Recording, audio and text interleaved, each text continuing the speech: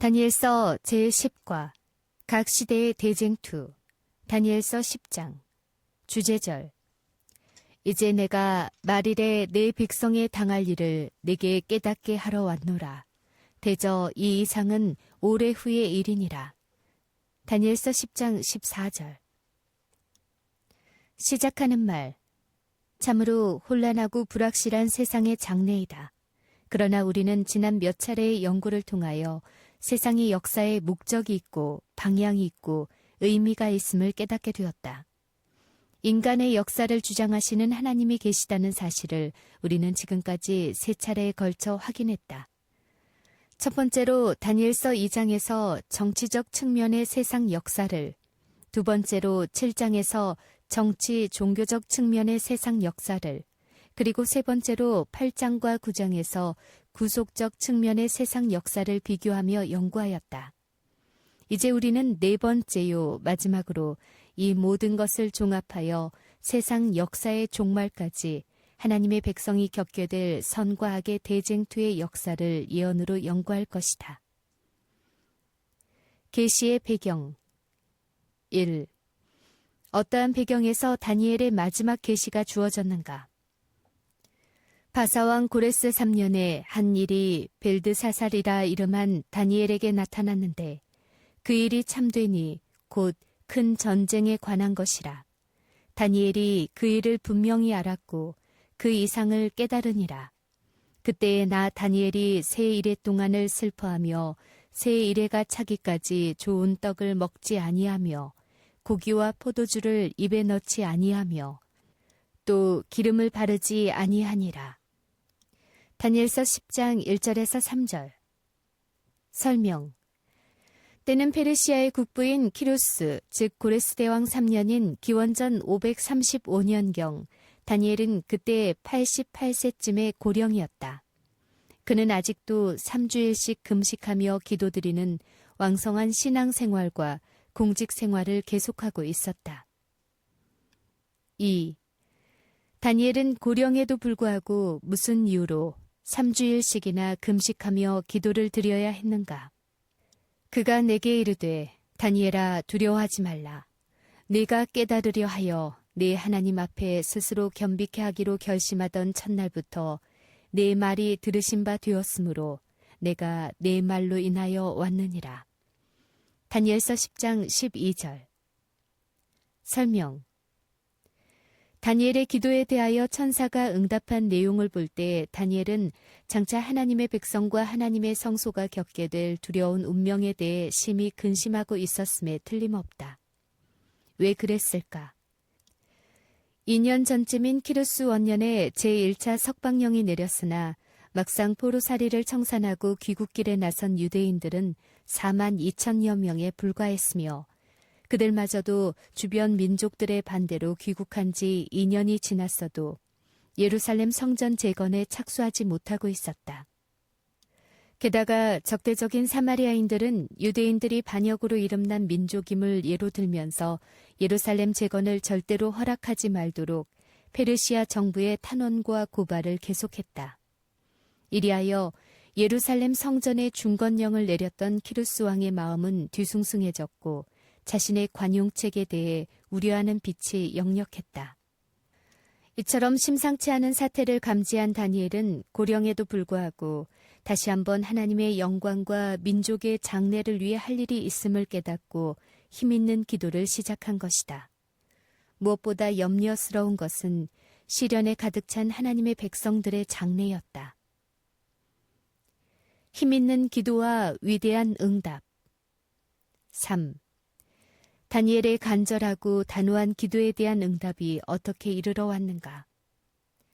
정월 24일에 내가 히데겔이라 하는 큰 강가에 있었는데 그때에 내가 눈을 들어 바라본즉 한 사람이 세마포 옷을 입었고 허리에는 우바스 정금띠를 띠었고 그 몸은 황옥 같고 그 얼굴은 번갯빛 같고 그 눈은 횃불 같고 그 팔과 발은 빛난 놋과 같고 그 말소리는 무리의 소리와 같더라.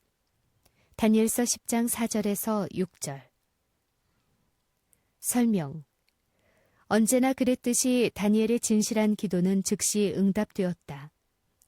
다니엘은 3주일간의 금식 기도를 끝내고 몇 명의 수행원들과 함께 히데겔이라 하는 큰 강가를 거닐고 있었는데 바로 그때 다니엘은 너무나 찬란하여 바라볼 수 없는 눈부신 영광에 에워싸인 초자연적인 존재를 목도했다.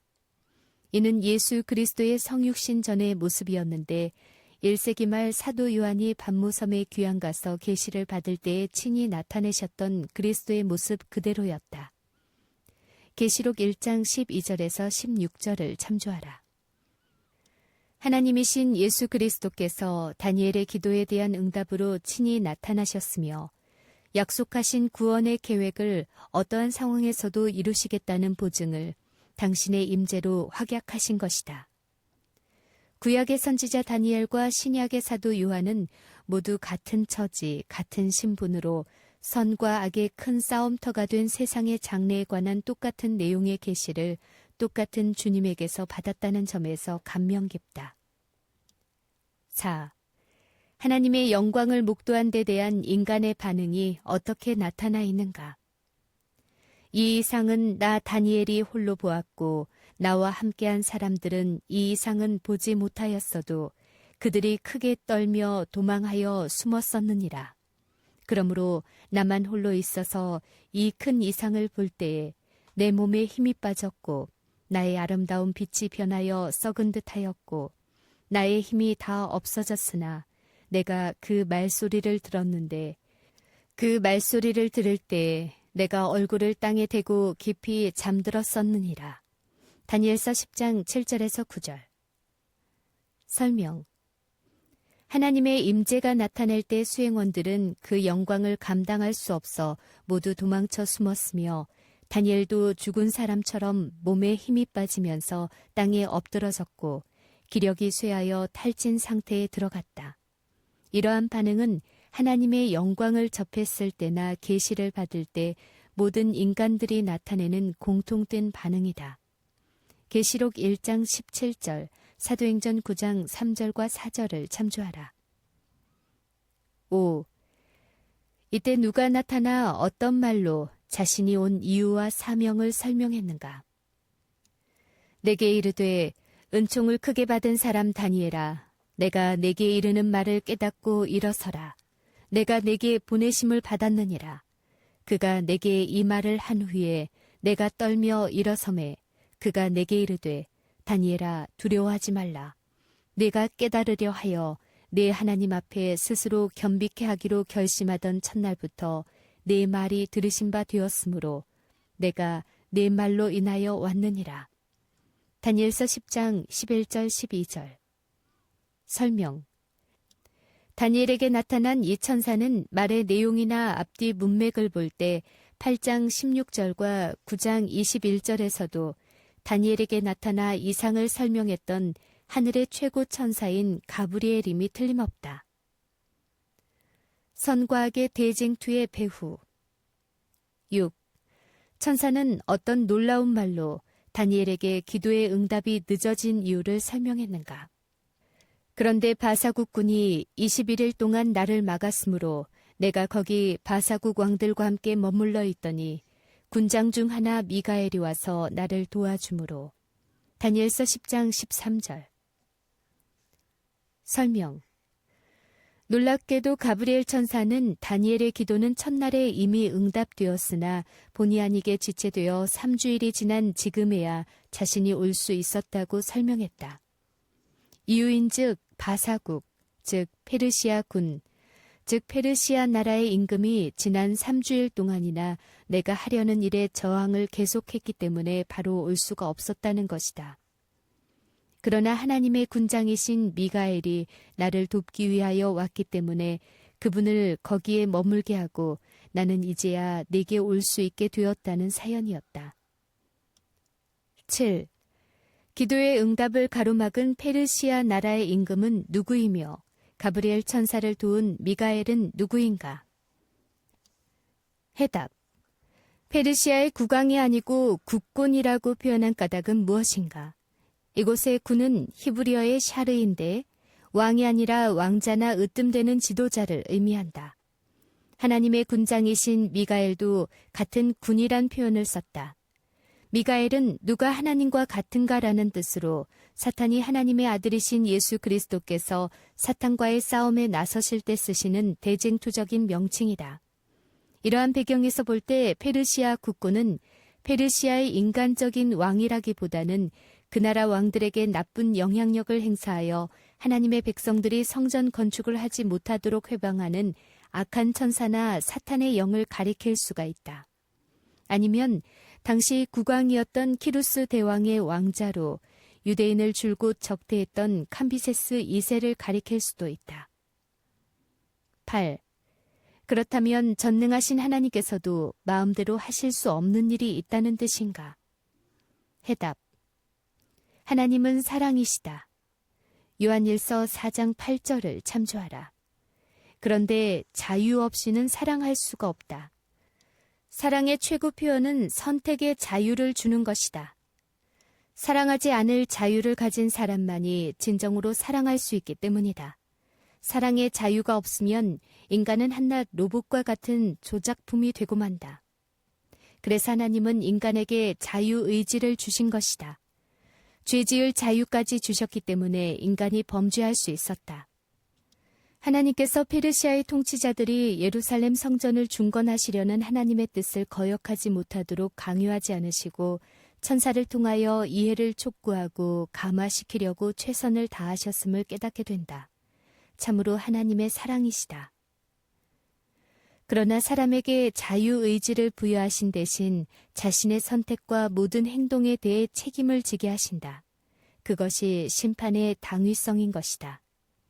만일 칼뱅의 예정론처럼 사람의 구원마저도 하나님의 예정에 의해 결정된다면 심판의 당위성은 성립되지 않는다. 자신의 구원을 위해 사람이 무엇을 선택하고 어떻게 결정할지에 대하여 하나님과 사탄이 함께 배후에서 강력한 영향력을 행사하고 있다는 사실은 놀라운 것이며 그것이 바로 이 땅에서 전개되고 있는 성과 악의 대쟁투의 진상인 것이다. 계시의 내용 대쟁투 9. 이러한 상황에서 다니엘의 최고의 관심사는 무엇이었으며 천사가 깨닫게 하려는 계시의 주제는 무엇인가?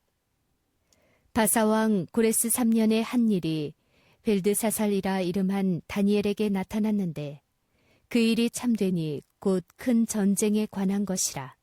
다니엘서 10장 1절 상단. 이제 내가 말이래 네 백성에 당할 일을 네게 깨닫게 하러 왔노라. 대저 이 이상은 오래 후의 일이니라. 다니엘서 10장 14절. 설명. 다니엘의 최고의 관심사는 하나님의 백성과 하나님의 성소의 장례였다. 그 일 때문에 다니엘은 7장 끝, 즉 28절에서 번민하였으며 8장에서는 혼절하여 앓기까지 했다. 왜냐하면 70주일, 즉 490년, 한때, 두때, 반때, 즉 1260년, 2300주야, 즉 2300년으로 확장되는 기간에 하나님의 성소가 짓밟히고 하나님의 백성이 순환을 당해야 한다는 사실 때문이었다. 9장에서 다니엘은 70주일에 관한 문제는 깨달았으나 2300주야에 관한 예언은 예루살렘을 중건하라는 영이 날 때부터라는 시작만 깨달았을 뿐 아직도 그 모든 내용을 깨닫지 못하였는데 이러한 상황은 마지막인 12장 8절까지 계속된다. 이러한 상황에서 마지막 때에 이르기까지 하나님의 백성이 당하게 될 일을 깨닫게 하기 위해 계시가 주어졌다. 그것은 큰 전쟁, 곧 선과 악의 대쟁투에 관한 심각한 내용이었다. 그 이상은 오래 후의 일이었다. 이 환상의 성취가 역사의 종말에 있을 것임을 가리키는 말이다. 10장에서 시작되는 네 번째 계시는 12장까지 계속된다. 10. 이러한 계시가 주어지려 할 때 다니엘은 또다시 어떤 신체적 반응을 일으켰는가? 그가 이런 말로 내게 이를 때에 내가 곧 얼굴을 땅에 향하고 벙벙하였더니 인자와 같은 이가 있어 내 입술을 만지니라. 내가 곧 입을 열어 내 앞에 섰는 자에게 말하여 가로되 내 주여 이 이상을 인하여 근심이 내게 더함으로 내가 힘이 없어졌나이다. 내 몸에 힘이 없어졌고 호흡이 남지 아니하였사오니 내 주의 이 종이 어찌 능히 내 주로 더불어 말씀할 수 있으리이까. 다니엘서 10장 15절에서 17절. 11.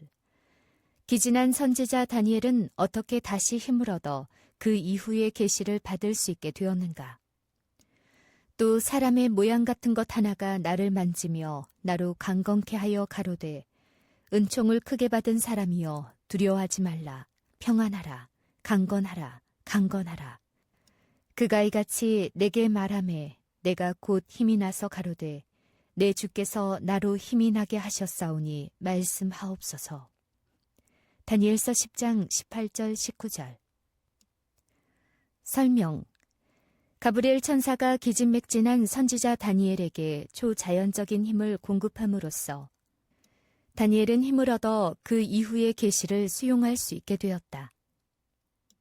12. 천사는 어떠한 말로 자신의 사명을 다니엘에게 확인시켰는가? 그가 이르되 내가 어찌하여 내게 나아온 것을 내가 아느냐? 이제 내가 돌아가서 바사군과 싸우려니와 내가 나간 후에는 헬라군이 이를 것이라. 다니엘서 10장 20절. 설명. 당시의 근동세계는 페르시아가 다스리고 있었다. 그러한 페르시아를 통해 하나님께서는 바벨로니아에 의하여 포로된 유대인들을 석방시키고 예루살렘 성을 회복시킴으로써 곧 이 땅에 태어나실 하나님의 아들 예수 그리스도의 초림을 준비하게 하셨다. 그러나 이 일은 사탄에 의하여 맹렬한 저항을 받았다. 사탄은 이스라엘의 적들과 페르시아 왕들을 충동하여 이 일을 저지하려고 안간힘을 썼다. 그러나 하나님께서도 인류의 운명이 걸린 이 중대사를 좌시하지 않으시고 적극적으로 개입하셔서 최고의 천사인 가브리엘을 보내셨을 뿐만 아니라 예수 그리스도 자신까지 오셔서 페르시아의 위정자들을 감화시켜 하나님의 계획에 협력하도록 촉구하셨으며 다니엘에게 이 사실을 통보하고 있었다. 13. 바사국, 즉 페르시아 군이 나간 후에는 헬라군이 온다는 뜻은 무엇인가? 해답. 당시는 페르시아 통치 시대였다. 페르시아는 하나님께서 인간의 구원을 위해 계획하신 구속 사업이 성취되도록 하나님의 통제를 받아야 했다. 그러나 그렇지 못한 상황이 전개되고 있었다.